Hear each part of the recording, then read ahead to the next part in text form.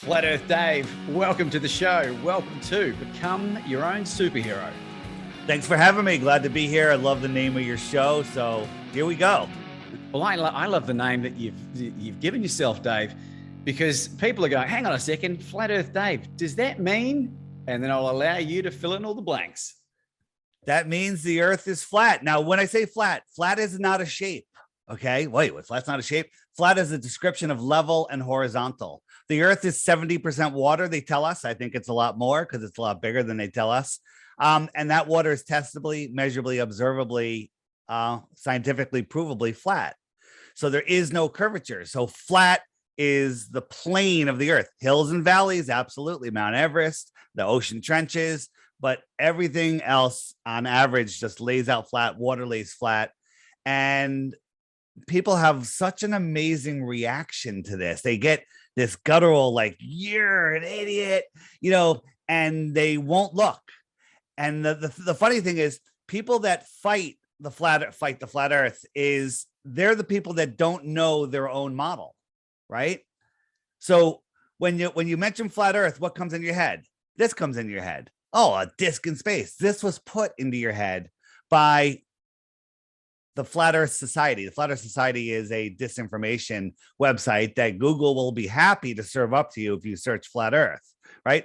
This is the mixing of two wrong models, a globe model in infinite space, impossible, and we can get into that, and a flat disk, which we don't think we are, floating in infinite space, which we don't think exists, right? And then anytime any mainstream media does an article, oops, I get rid of that, does an article that they always use this disc.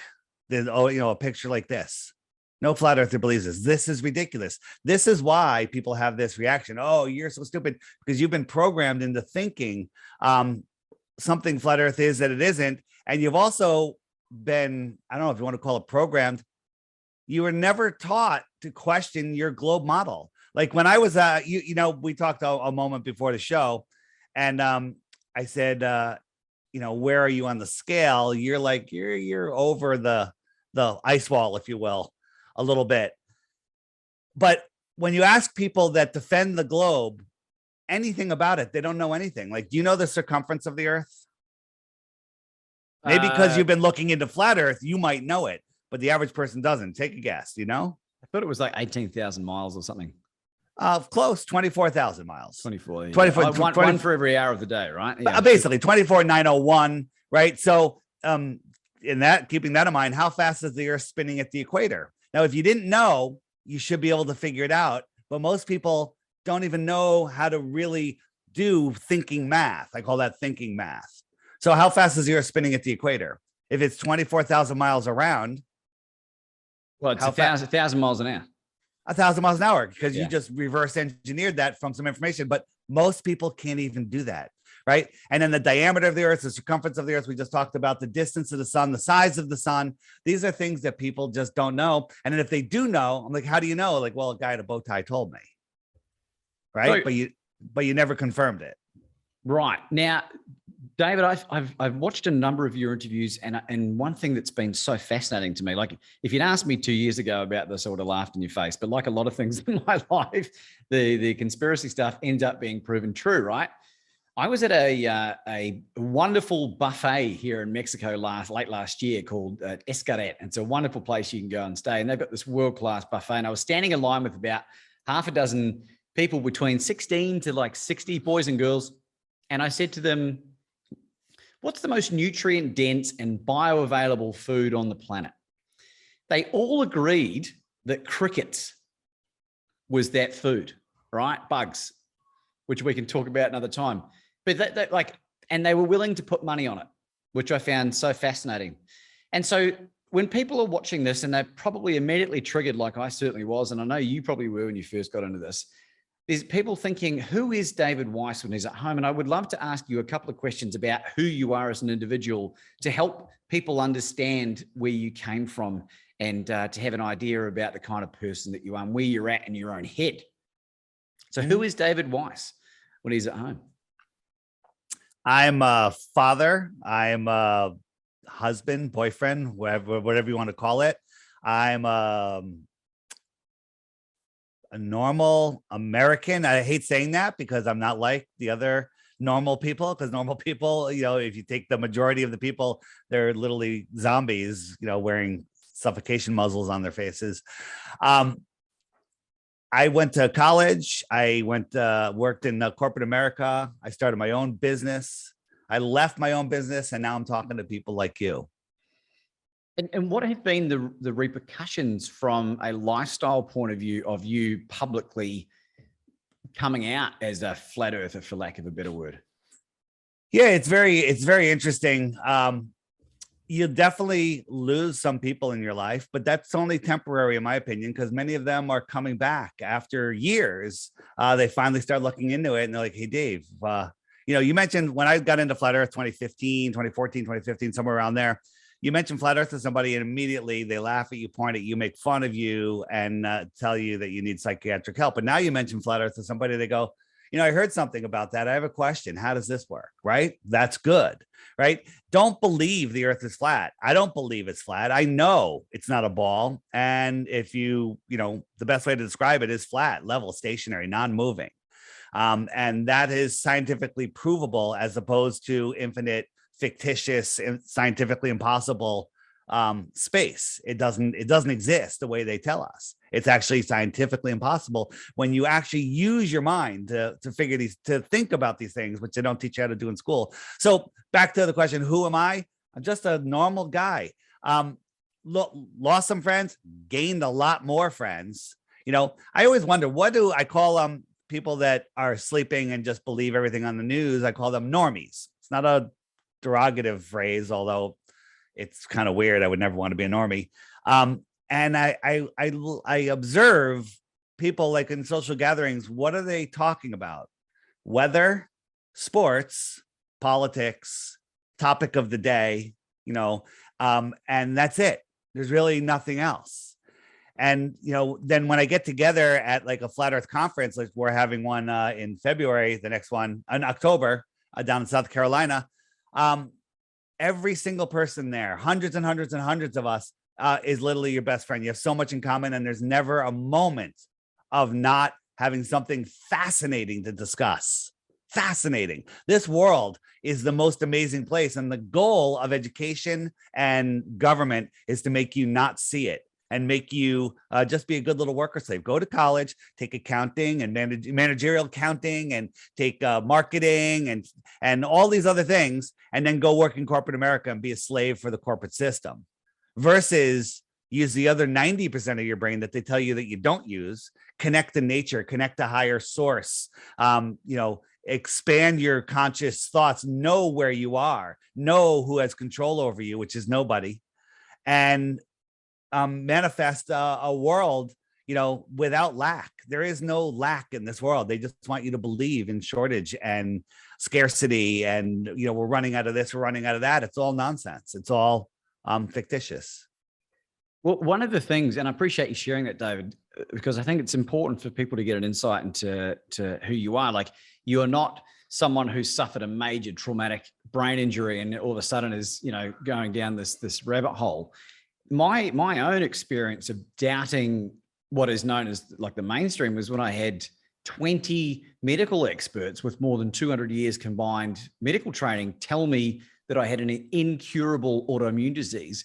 And I fixed it with knowledge that I acquired off a simple interview on YouTube.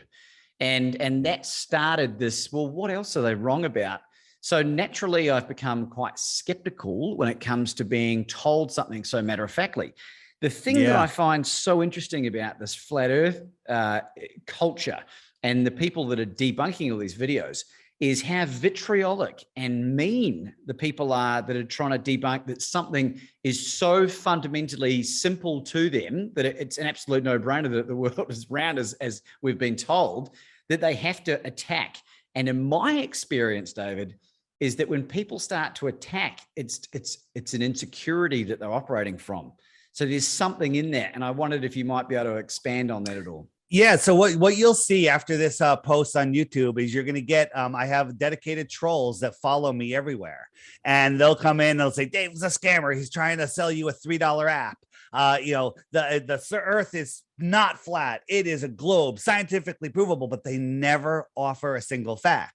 And these channels that show up, and that have been doing it for years, these are the laziest trolls ever. Go to their channel. There's zero content. There's zero subs. Okay, nothing's there, and they never offer a proof. I have a standing offer out there. Take the Flat Earth app challenge, or the Crash Course challenge, which is on my website, flatearthdave.com.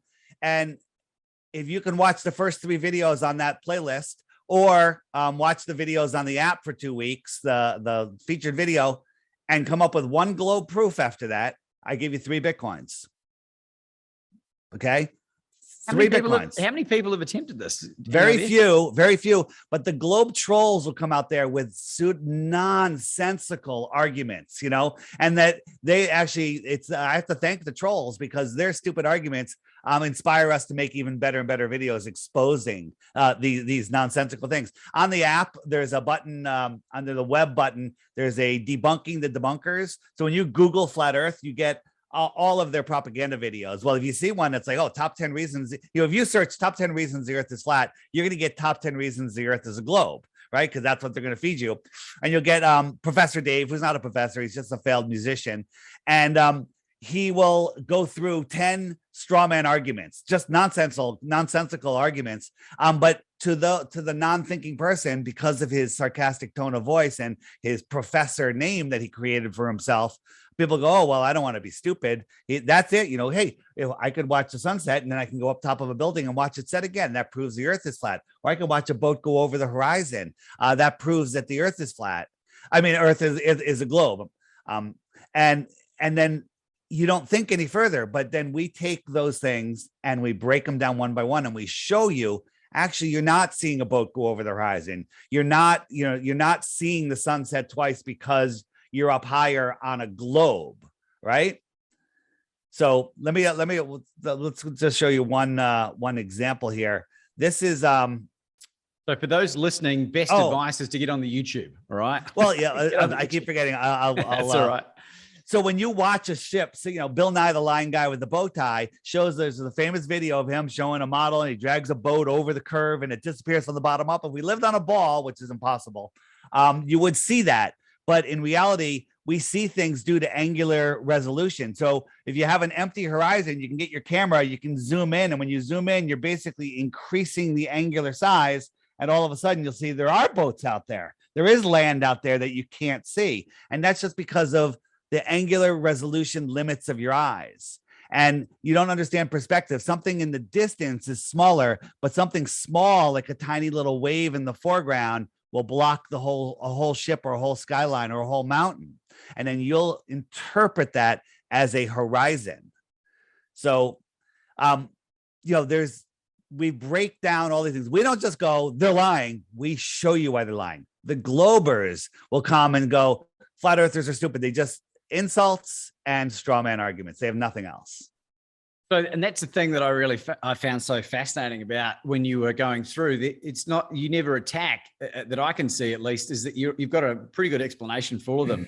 One of the ones I find so interesting, David, is the curvature of the Earth. And so for every mile or kilometer, however you want to operate, what is the supposed drop in the curvature of the Earth that we need to take into account? So when you say this equation, now people are freaking out. All right. And then you say it's 8 inches per mile squared. Either they short circuit because they don't like, that's too hard for me. It's the simplest equation ever. I'll explain it. It's very simple. But then they'll also argue, well, that's not the real equation because 8 inches. If you're standing on a ball, right, which we are supposedly, your feet are horizontal to the ground below you. If you drew a line out directly from below your feet straight out, the Earth is going to curve away faster and faster over distance because it's curving. It's not a slope. It's just, it's not a ramp. It's a curve. So the first mile, there's 8 inches of curvature. 1 mile times 8 inches, 8 inches. 2 miles is, you have to square the miles because it curves faster and faster. So 2 times 2 is 4 times 8 is 32 inches. 3 miles is 6 feet. According to globe math, 6 feet, right? At just 3 miles. So a 6 foot tall person standing at the edge of calm water should not be able to see the surface of the water beyond 8 miles. not beyond 3 miles. Sorry, because that it's dropping below a physical horizon, right, on a ball. But the truth is, we can take our super zoom cameras, or even at that distance, our naked eyes, and we can see the surface of the water from much, much, much farther. You know, at 10 miles, there should be 66 feet. This is the one thing that got me. When I finally agreed to look at flat Earth, basically just to debunk it and prove the globe, I kept seeing all these videos of people zooming in on boats that supposedly were over the curve. And I said, you know what, I got to do this. And back then, that's when Nikon came out with the P900, and which is a super zoom camera. And I went down to my beach. I literally sat in the water. You know, my camera is maybe a foot or two over the water, and I zoomed in on a buoy, which was over 10 miles away. Well, there should be 66 feet of curvature, 66 feet of curvature. And I was like, wait a minute, something's wrong. This can't be true. Maybe the curvature formula is wrong. And so I went to the debunking sites. The first thing they say about 8 inches per mile squared is it's not a circle, it's a parabola. And that is absolutely true. After 1,000 miles, it starts getting a little inaccurate. There's basically three different curvature calculators. And under 1,000 miles, they're all within feet of each other. They're all within, less than a half of a percent of accuracy. It's only when you get out farther than that, but you can't see 1,000 miles. Okay. You can't see through the thickness of the atmosphere. So the other argument they have on the debunking website, and I went to the debunking website because I don't want to be going just to the flat earth side. I want to hear the debunking side. And this one, which is Metabunk, which is just a guy, Mick West, who is basically a paid disinformation agent. He says, well, when you're on the ball, when you're examining something, you're halfway down, the hump is between you, and it's halfway down the other side, which is absolutely ridiculous. But I'll give it to him. Okay, so there's only 33 feet of curvature. How come I can see that buoy? How come I can see that buoy if it should be behind a wall of 33 feet? Then they come back with, well, it's refraction, right? It's refracting up. So one time, a bunch of years ago, this guy named Joshua Nowicki took a photo across Lake Michigan of Chicago, about 50 miles away. And it was on the news, and the weatherman said, it's a mirage, right? Because it would be below the curvature. They admit that the whole city would be below the curvature. So they said it was a mirage, and they came up with this wild explanation. When you see a mirage, mirages are wavy. Sometimes they're upside down. That's called a fata morgana, right? But a couple of our guys went down to Lake Michigan, got on a boat, said, okay, clear day. We can see Lake Michigan. They put their camera on it, and then they went 50 miles across the lake, keeping the city line in the camera the whole time. Okay. Well, if it was a mirage, it would have to disappear. It would have to morph out. It would have to come up over the horizon at some point. It didn't. It was there the whole time. Okay. The amount of curvature, the tops of those buildings should be below the curve. But this is what I find so interesting. Like, why would people want to lie? I know you get asked this question a lot, Dave. Why would people want to lie about our current existence on such a grand scale? Great question. And there's a couple things. One, they're hiding God. But if you don't want to go with that, they're hiding more land. If you don't want to go with that, it's all about control. Think about this. If you had a pet tiger and you had him fenced in your yard, 1/4 of an acre, he's probably going to walk the perimeter a lot, wonder what the heck's going on. What's beyond there? Okay. Then if you put him in a safari park that was 500 miles around, and you put him in the center of the park, one day he's going to find the fence. If he goes that far, he's going to see the fence. He's going to be like, he's going to turn around. He's going to go right back into the park. But you put a human in that park, when he finds that fence, what's he going to do? He's never going to stop thinking about that fence. He's going to want to go over there. I don't care how big the park is, right? So what if the world was set up in a way where they're hiding more land, okay? They're hiding more land. So if, what do I mean by that? So for those of you that are new to flat Earth, the world they tell us Antarctica is at the bottom of the globe. It's a continent at the bottom of the globe. It's about 10 to 13,000 miles in circumference. But nobody has been able to circumnavigate Antarctica. Last person did it was Captain Cook. It took him 3.5 years. He went over 60,000 miles. Well, if the equator is only 24,000, how the heck is that 60,000? Right. And the way it is the world is set up where Antarctica is the shoreline of our world pond. Think of all the oceans of the world just like a giant pond, a giant lake, right? What holds a lake in? The land that is higher than the water. The land that's higher than the water. Don't believe me? Lower part of the edge of a lake and watch what happens to the water. Well, our water needs a container, and that container is Antarctica. It's the highest land on Earth. It makes sense. It's holding our water in. So if we were a lake, where are you located? Mexico. What state? Mexico. No, you're in Mexico. That's right. Right. Yeah. So so in Kansas here, very flat state. Imagine you're in the middle of Kansas and there's a lake. We'll say it's even 100 miles in circumference. Beautiful, big, beautiful lake. And you're on a boat and you're 50 miles out. You can't even see the shore, right? And there's islands all over the place. That's your world. That's your entire world. At the center of the lake, there's a magnetic mountain, a big magnetic mountain. And so you get a compass out and it points towards the mountain. Okay, so you want to head east or west, right? And so you're looking at your compass and you're on your boat and you're dead reckoning west, but that needle always has to point towards the center. So east and west become circles around the center of the earth. East and west become circles around the magnetic north. That's true on a flat earth and a globe earth. It's not a theory. Get a magnet, put on a table, put a compass next to it, and try to push it east. You have to constantly turn to the left, try to push it west. You have to constantly turn to the right. Okay. So now, if you want to go south, south is every direction away from the center. So you're in the middle of the lake, you head south, you're now heading through the outer half of the lake. That's the southern part of the lake. And all of a sudden you get to the end of the lake. Do you fall off? You're going to fall off the flat earth. Show me the edge. It's the edge of the lake. It's the land. Climb up onto the land and go for a hike. Well, maybe you go 100 miles, 200 miles. Can't see that lake anymore. All of a sudden you come to another lake. Okay. And you get on a boat, you go out there. There's more islands out there, more land, right? What if we lived in a place like, where I'm so sorry, I'm just looking for a quick video, where there is more land beyond Antarctica.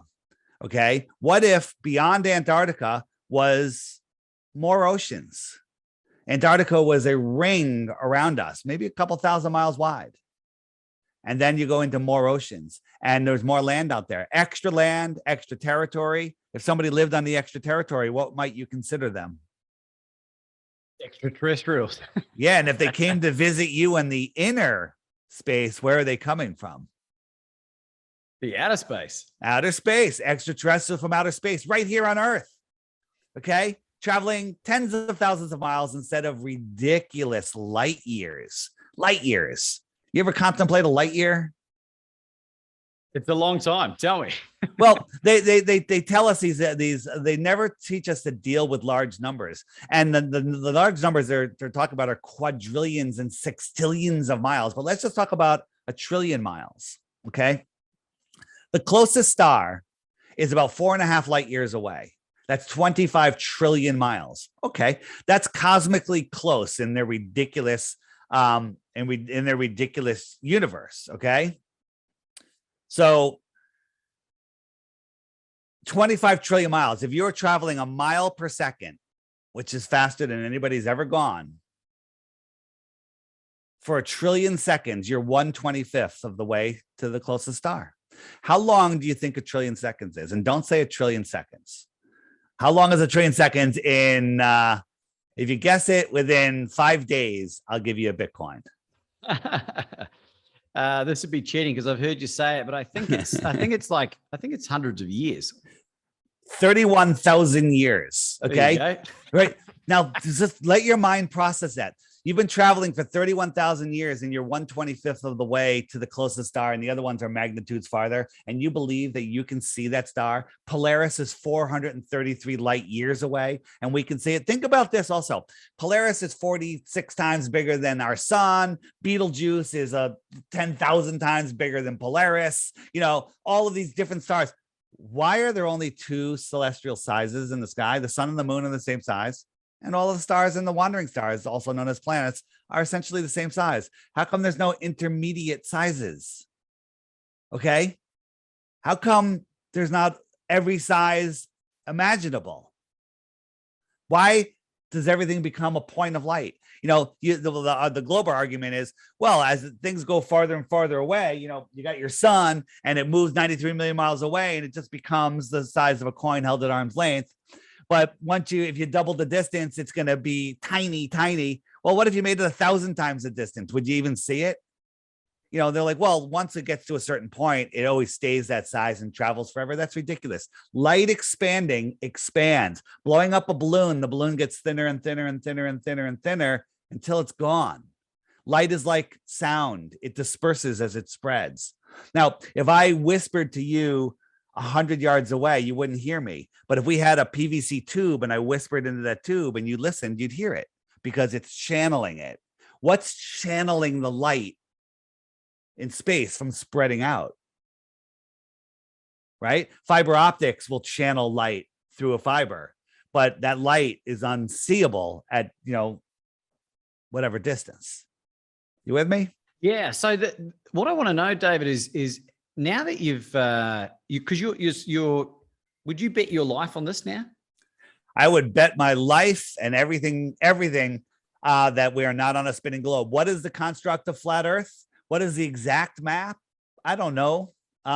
We have a pretty accurate one. You know, when we look at flight routes and stuff, flight routes make sense on a flat Earth. And, you know, if you look at my app, the Flat Earth Sun, Moon, and Zodiac Clock app, when you look at the sun goes around, the sun is the hour hand. It circles around the Earth, and wherever the sun is, it's noon there. Like when I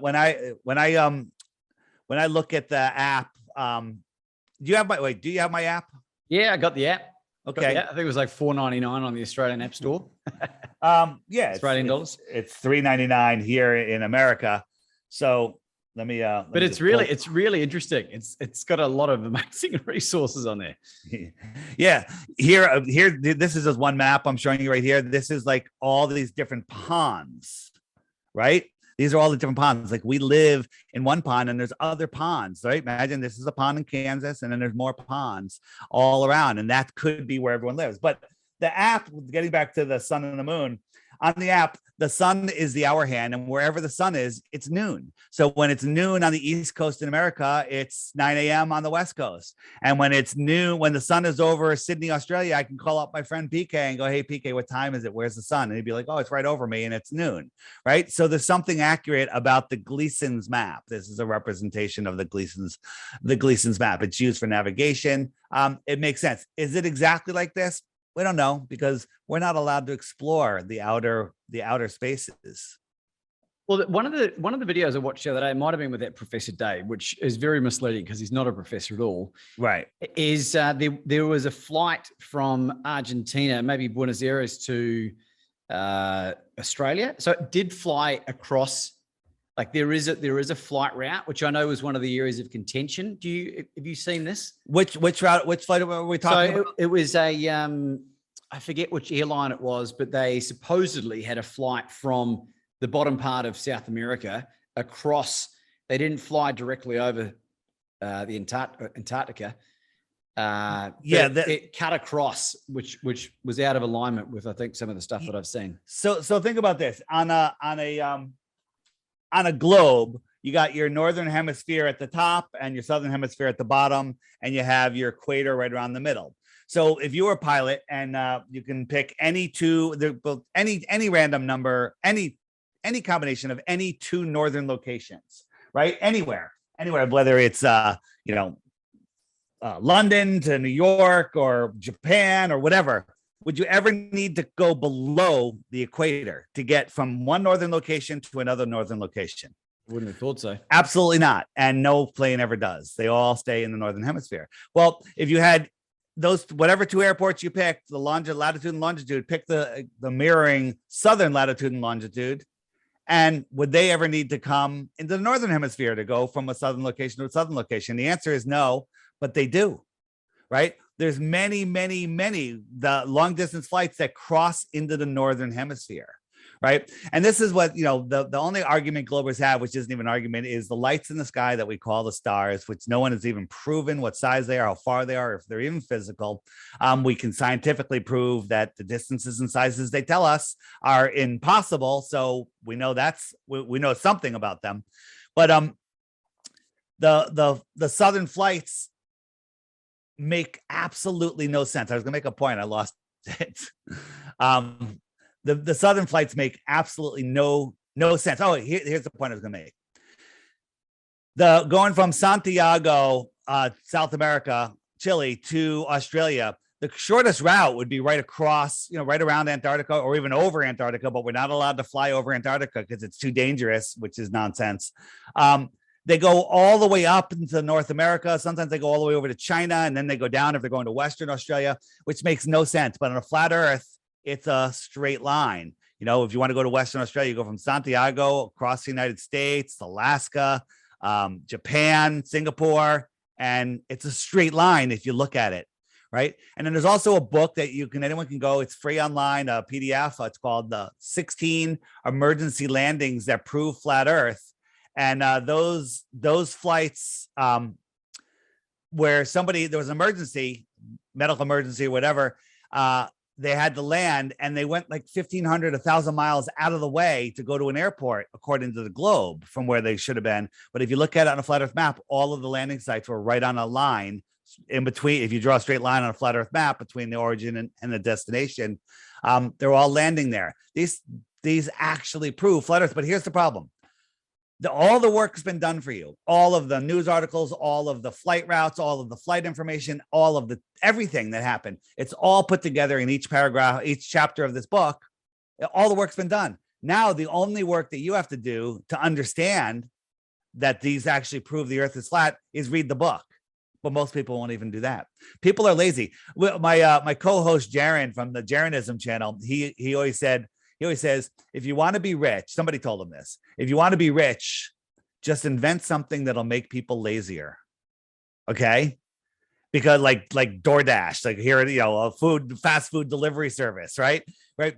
Whatever will make people lazier, people will gobble it up. People don't want to think. Here's a question. Let me ask a question. Belief is the enemy of knowing. You believe people, not you, believe they live on a globe because they've never done any research, right? We have to take things on faith and believe them, or we'll never have enough time to do anything, right? Where do I live? United States. Where in the United States? Was it Kansas?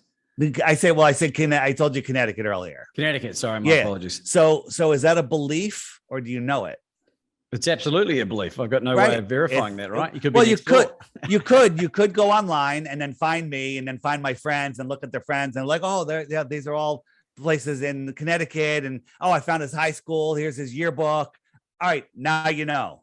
But that takes time and effort, and that's basically not important enough to you. And people say, well, what difference does the shape make? I still have to go to work. Well, you're in a jail. You're in a prison. Somebody's stealing your life. Somebody's stealing your power. Somebody is hiding your abilities, hiding abundance, hiding freedom, and you don't care? You don't care? The shape of the Earth doesn't matter. It's what they're doing, what they're hiding from us. They don't want us to know that our thoughts create our reality. Everything you have in your life is because of the way you think. People that are like, oh, I'm gonna just living paycheck to paycheck my whole life, and I'm gonna, I'm gonna grow old and I'm gonna get sick and I'm gonna die. Well, you're creating that reality because they're programming you into believing that's what happens. That I'm gonna get on. I have medications for my whole life, and then when I get old, eventually I'm going to die of cancer or whatever. You're creating that reality. They don't want you to know that your thoughts manifest the world for you. Amen, That's brother. why. Yeah. That's why. I agree. I agree with wholeheartedly with regards to, anyone that's heard of Joe Dispenza and visualization and vision boards. Like, I have created this life that I'm living now, which is on to other people, is extraordinary. And I get to have these amazing conversations. And what I'm keen to know, there's so many wonderful interviews and resources of you going into a lot more detail online, Dave. But what I want to know is what are some other conspiracy theories that you bought into that have since been debunked that just blew you away, that are at front of mind? Are you asking what conspiracy did I believe in? What did you used to believe in that was like you put your life on it and you found out the truth and through your own experience and you witnessed it firsthand that totally shifted that paradigm? I don't know. And I'll give you an example, right? Like, so for me, I watched an interview on Joe Rogan's podcast in 2017 with Sean Baker, who is he's in his mid-50s now. He's an orthopedic surgeon who cured his autoimmune disease by eating just basically beef, salt, and water. And he still lives that way. And I remember watching it for the first time, getting angry at how stupid it was. And I was like, that's bullshit. That's absolute bullshit. Well, fast forward a year later, here I am doing it. And then I transformed into this ultra marathon running machine, best mental health, best libido, like totally blew my mind. Ended up having perfect health markers because I've been tracking all this stuff for 10 years. So for me, that was my paradigm shift. The fact that meat was evil, right? Meat was bad and causes cancer. So I thought your question more was, what conspiracy did I believe? And then it turned out that the conspiracy was nonsense. All things like that, I thought veganism was the cure for everything. And not that I was ever a vegan, but then I found out that everyone has their own different needs and stuff. And, the vegans get very upset. I don't like talking about it because it's everyone's personal journey. I believed for most of my life until 2014 that we were random acts of mutations and that there was no creator. But once you understand what this world is, there's a creator, right? Who that creator is, that's your own personal journey. But this place is intelligently designed for us. I believed that vision boards are so stupid, right? And finally, after I think maybe it was Dispenza, convinced me to make a vision board. So I made a vision board. I made it and I put stuff on it. And I put all the stuff on it. One of the things I put on it was I wanted to be the CEO of my own company. I'm working in corporate America at the time. I want to be the CEO of my own company. And I giggled because I don't even know what a CEO does. And how the hell am I going to start my own company? Right. I have no idea how to do any of that. You never taught about entrepreneurship or anything in school. So I kind of put it away. And then 5 years later, I found myself in my office late one day, balancing out the books on a couple jobs. And I just said, wait a minute, I'm the CEO of my own company, right? It just happens, right? And it's not that, but you can't just put stuff on a vision board. You have to feel your way into it. Your feelings create your reality. So if you say, I want $1 million. And inside you're going, I'm never going to have $1 million. I'm poor. I'm going to live paycheck to paycheck. That's what you're attracting. Here's the biggest conspiracy of the world. The universe, which I like to call the Earth system, the living Earth system, is conspiring to deliver every thought you have to you, good or bad. Whatever thought you have, it is conspiring to deliver that reality to you. You actually have it before you see it. It's just manifesting. And your thoughts, you are your biggest enemy, right? Is that I saying that right? You're your own biggest enemy. Because your thoughts hold things away, right? Your thoughts hold things away. The old saying, don't put the cart in front of the horse, right? Mm-hmm. Am I dating myself with that? Don't put the cart in front of the horse. You absolutely have to put the cart in front of the horse. You have to, I don't want to say fake it till you make it, but that's actually a good sign, a good thing. Just believe it, take action, have faith, and allow.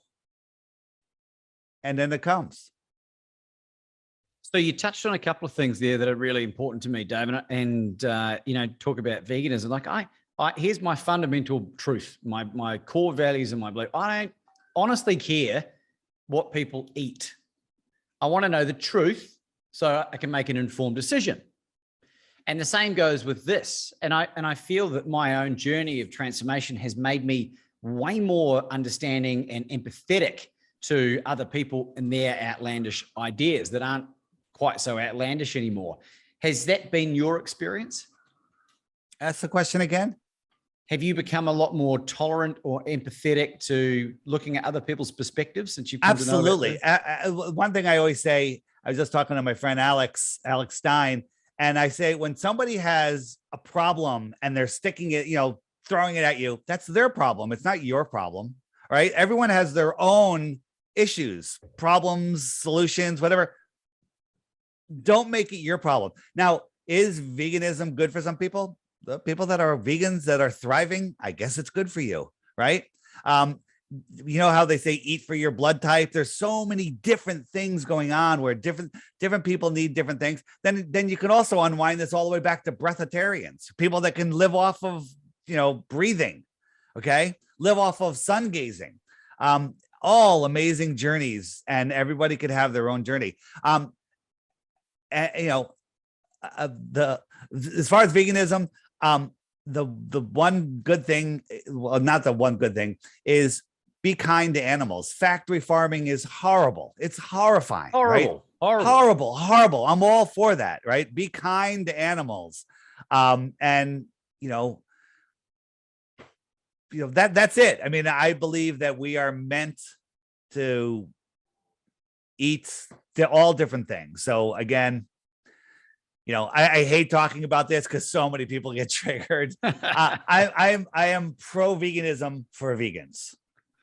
Yeah, it's such a fascinating, polarizing world that we've evolved into. Yeah, the last couple of years, right? One last thing. If I could find a good vegan meal at a good vegan restaurant, I will frequent that restaurant because I love a good vegan meal. But occasionally, I'm going to throw a steak on the Barbie. Well, here's a challenge. Is that how you say it down there? Steak on the Barbie? Here's a challenge for you. Find a functioning, healthy vegan that's not a real angry person. And that might seem like a sweeping statement. That's my experience. And it was interesting to find out that Amber Heard, Johnny Depp's ex, is vegan as well, which might explain. But when you is she angry? Is she? I didn't follow that at all. My goodness. I mean, I haven't been following it a lot, but apparently she's a sociopath. But when you start understanding the science, the real science, the stuff that's not being distributed by the CDC or whatever, it makes sense why people have mood issues and are way more highly strung, because they're not getting the key macronutrients, right? There's some biology behind that. And that's what I find so interesting about all these other ideas. It's like, I don't identify with any religious beliefs at all, Dave, but I've become very spiritual. Sure. Very spiritual. And maybe it'll evolve into something else. But just on that, don't forget what you were going to say. When you say religious experience, there's Catholics, there's Christians, Muslim, Buddhists, Muslim, right? Yeah. Woo, going down. I'm standing on a balancing board. so all of these things, these are your humanizing the creator. You're putting it into something that you can relate to. They're all right if it works for you, as long as they all have the same message. You're the center of creation. And be grateful and, be helpful, be kind, have charity, pray, have faith, take action, and be good, right? It's all the same. Exactly right. And for people that, this is something that's made me laugh. Well, not because it's funny, because it's just mind boggling.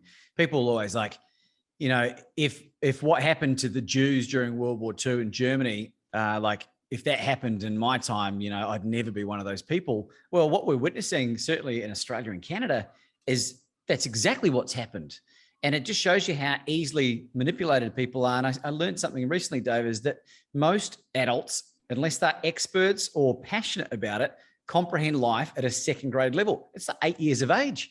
Don't insult second graders. Right. And well, if you ask me about Native American history, that's about my level of comprehension. Yeah. Because I haven't been taught it.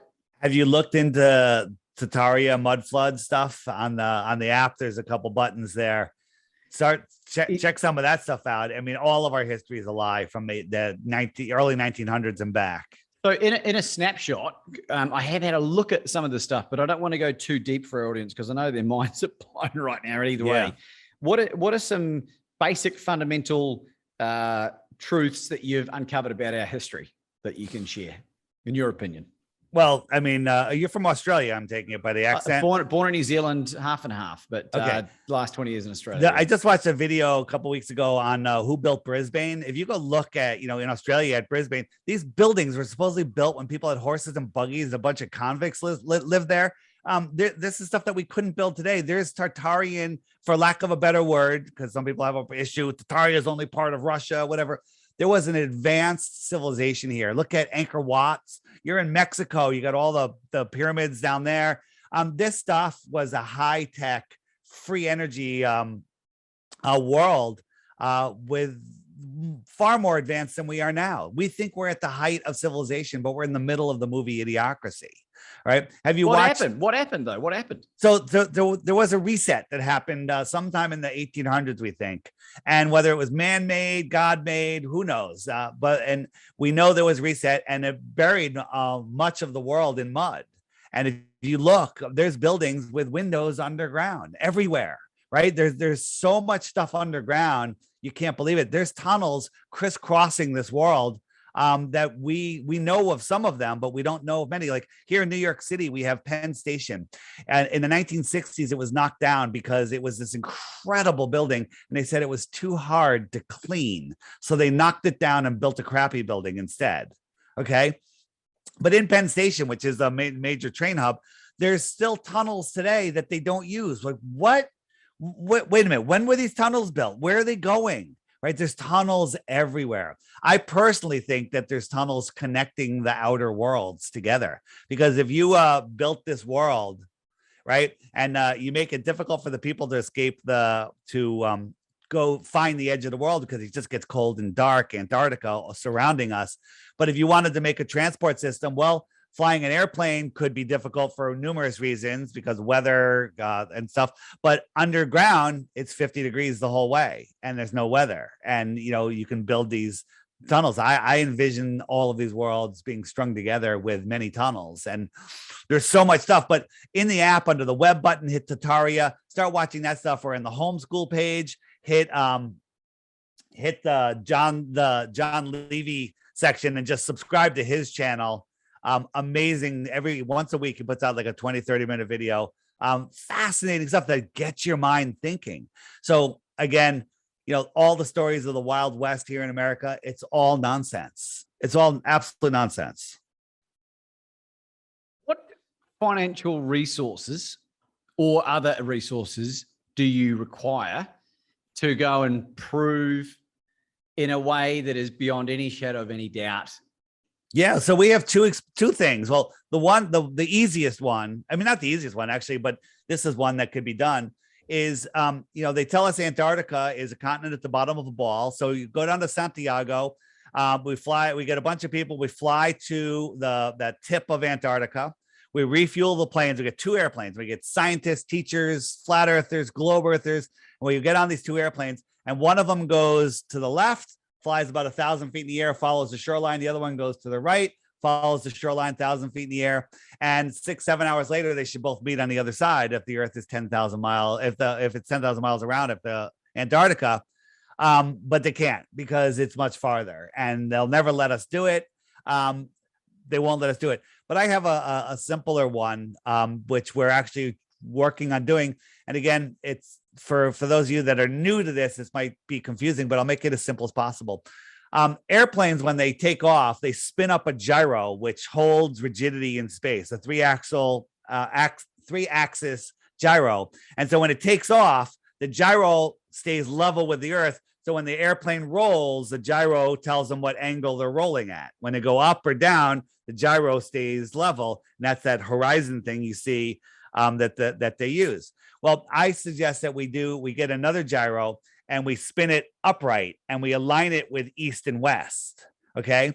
And so on the equator or south of the equator, we get a plane up, We line that gyro 3-axis gimbal, and we head directly east or directly west, just following the gyro, ignoring GPS, ignoring the magnetic compass. And if the Earth is a globe, if we're in the southern hemisphere, east and west, if we're going west, west should veer off to the side. You should be heading, it should veer off. But in reality, it's always going to veer off to the north. Like, so let me explain that. Let me try to explain that better.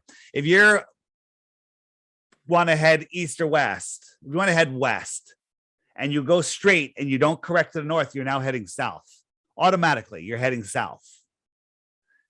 And on a flat Earth, that's always the case. Even in the southern hemisphere, if I head west, I have to keep correcting to the right, to the north, to maintain my heading. But on a globe, I'd have to correct to the south because south would spin off that way. The west would spin off to the left instead of to the right. But we know that it's going to go the other way. So all we need is an airplane, a couple hundred, several $100 gyros, a couple $1,000, and a way to document it. And we can, I think we can prove it. We don't have to go a couple 100 miles to prove it. And the farther south you go, the worse it gets for the globe. I don't know if I explained that correctly. We're going to make some videos on it. We're trying to line up some planes, get a little funding together, but it's very simple. And, science says, Neil deGrasse Tyson, the high priest of scientism, and, he's always saying, well, we don't have time for flat earthers. Barack Obama, like 6 or 8 times during his presidency, he said, we don't have time for a meeting of the Flat Earth Society because he wants to steer you to the Flat Earth Society. If you're looking into flat Earth, go there so you can laugh at flat Earth. Right. And the head spokesman, Neil deGrasse and Bill Nye, they say we don't have time for it, but they do video after video after video strawmanning us, saying just ridiculous stuff about the globe and gravity, never addressing anything. This one experiment would do it. This one trip around Antarctica would do it, but they won't do it. Well, one of the things I find so interesting, David, is I've recorded more than 150 episodes of this podcast since May 2020. And I have been able to get some extraordinary people on here, including Nobel Prize laureates and that type of thing. And, yourself included, right? But one demographic, I have not been able to get any astronauts. And I've reached out to at least a dozen of them and not even any response back, nothing. And I just... Why? Like, a lot of them are motivational speakers now. And why are they burdened with the tyranny of like having to maintain this lie? Is that too much for them? Do you know what's going on there? Absolutely. They're all liars. And sorry about that, people. People are like, well, I know an astronaut. They're lying. They're lying to you. And the moon landing videos don't hold up as well as the movie Jaws holds up. Okay. They're horrible when you look at it. You can see they're hanging from wires. You can see that the spacewalks, they're either hanging from wires or they're in a pool. If you look at the International Space Station, we catch them on wires. We catch them using green screens. We see all sorts of stuff. We see horrible backdrops on the moon landings. Just garbage. You catch NASA lying once. You catch them lying once. And you can unwind it all the way to, we didn't go to the moon. No one's gone to space. On the app, I don't know if you found it yet, hit the web button, scroll down and go to the rockets are balloons. Rockets are balloons, right? If you go to the rockets are balloons, you'll see how they fake all of these moon landings, right?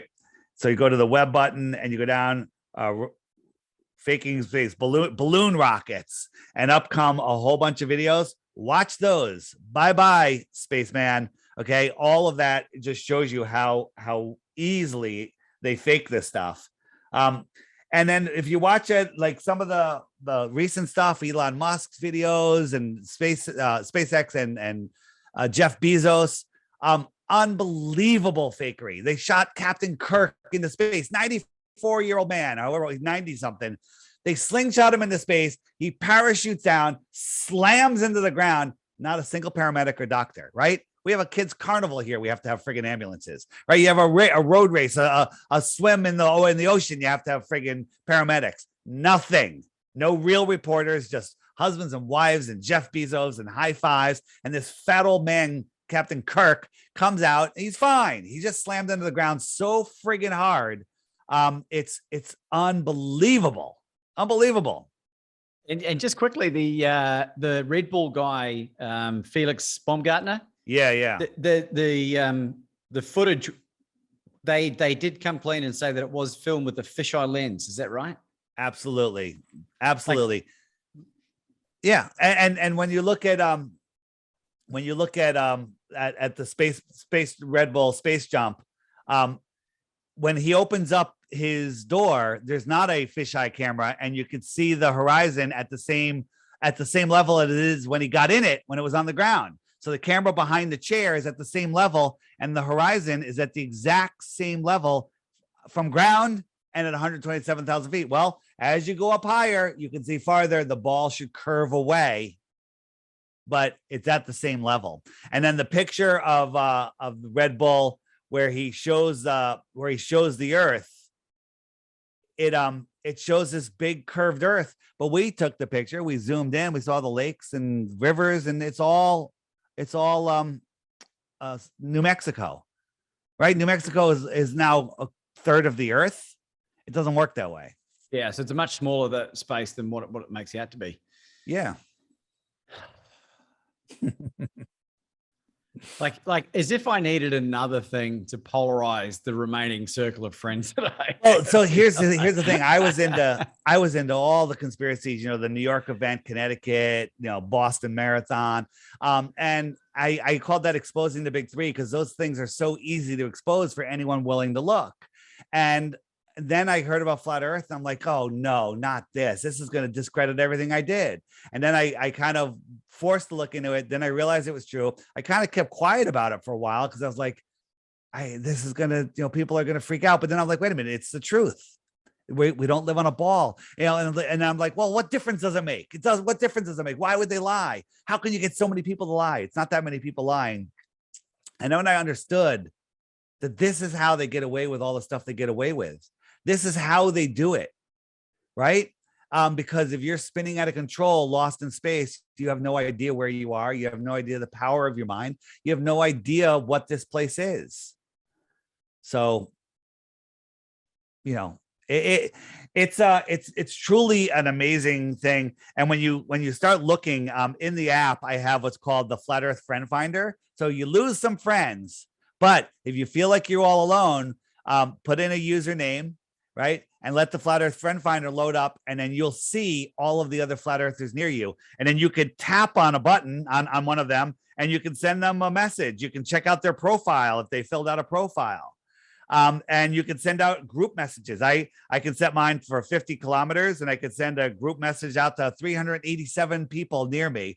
Boom, we're having a meetup at the park or at Joe's Bar and Grill on Saturday, 4 p.m. We just did it in New York. We had between 60 and 80 people showed up. It was fantastic. And then you have new friends for life. Lots of new friends with interesting things to talk about, not weather, sports, politics, and murder. Yeah, right. David, where can people find you?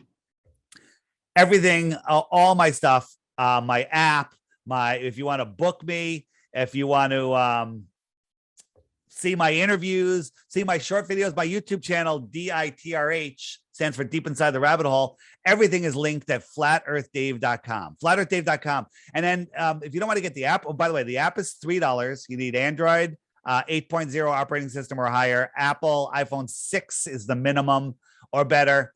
And check it out. It's $3. There's premium features on there. Sending messages. You can receive messages from other users, but if you want to send messages, you want to use the profiles, or you want to use the weather app, it's $11 a year, but you don't need to subscribe. Subscribe if you want. A lot of people do, because they want to be able to contact other people and get involved and support the app, because the app costs a ton of money to run.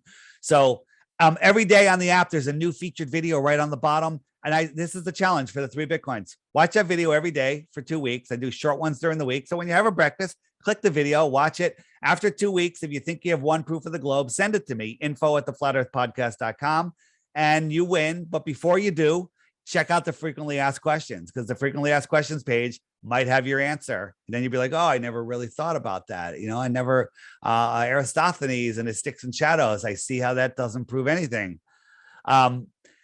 Once you dive in, once you go flat, you never globe back, is what they say. And what difference does it make? It makes all the difference in the world. When if you imagine, every cell in your body is reacting to your core beliefs, whether they're conscious or not. And if your core belief is that you're spinning through an infinite space vacuum where an asteroid could take you out at any moment, we're running out of food, we're running out of fuel, we're running out of all sorts of things. Every cell in your body is having that stress, that they're not at ease, they're having dis-ease, versus when you understand that you're at the center of creation, that there is no shortages, that there's plenty of land, there's plenty of food, there's plenty of water, and that people are generally good, they're just lost. You all of a sudden you become at ease. You're no longer afraid. You're no longer subconsciously in fear, and everything lifts up. When you go, if you can make a meetup, meet one person, meet 50 people, right? Near you, you now immediately have a new set of friends with interesting things to talk about. And people are using it as a dating app also, because every blue dot that I just showed you, they're all people that you have stuff in common with. Everyone, male or female, you can end up being a best friend, but there's people already getting married and having babies because of the app. So there you go. Well, you're creating miracles in any capacity, Dave. Do you have any concluding thoughts for our audience today? Don't believe anything I say. Go verify it all. If you Google Flat Earth, you're going to go nowhere. On my website, flatearthdave.com, if you can't get the app or whatever, there is the Flat Earth crash course. Click that little button there, and it's going to give you a list of videos. Turn off Netflix for a week. Every night, watch another video. They're well produced. They're fascinating. And the first one is called The Next Level by Hibbler Productions. I happen to be in it.